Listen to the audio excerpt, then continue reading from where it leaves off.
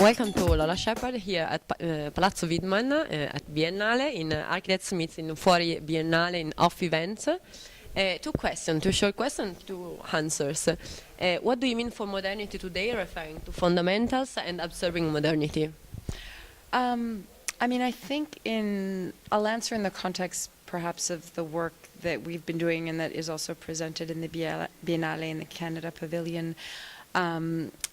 Because I think different cultures have absorbed modernity very differently. But in the context of Northern Canada, and especially in Nunavut, where we've been doing a lot of work, you have Indigenous people that have had modernity essentially foisted on them, and have undergone dramatic transformations from a semi-nomadic people in the 1950s to fully settled with internet and technology in essentially 60 years.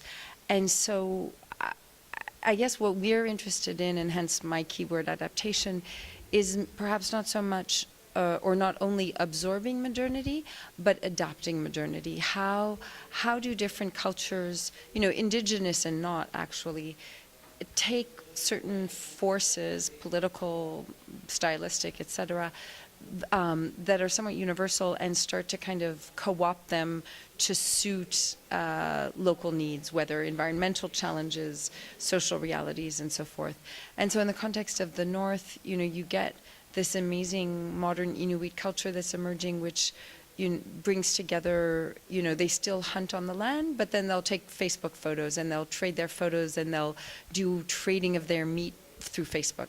So and then the question is, how does architecture act as a kind of interface between that tradition and somehow reinforce it rather than negate it, which is perhaps what modernism did, at least again in the Canadian North, but also embrace the kind of technologies and embrace programmatic opportunities without nostalgia.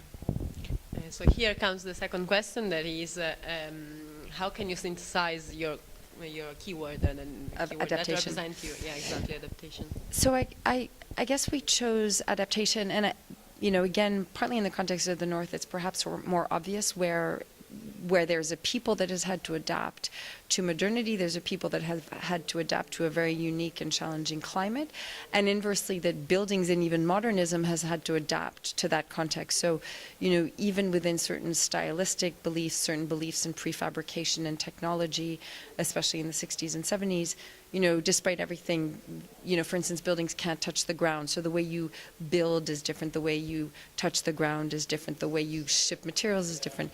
So buildings have had to adapt and people have had to adapt.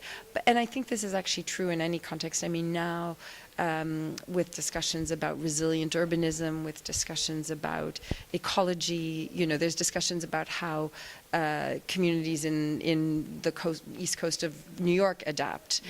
So I think it's actually, the North crystallizes that question, but I think with climate change, with social challenges, with economic transformations, that question of architecture's ability to adapt will actually pervade many locations. Thanks. Thank you very much, Lola Sheppard, and see you all around in Biennale. Yes. Goodbye from Palazzo Widmann. Thank you.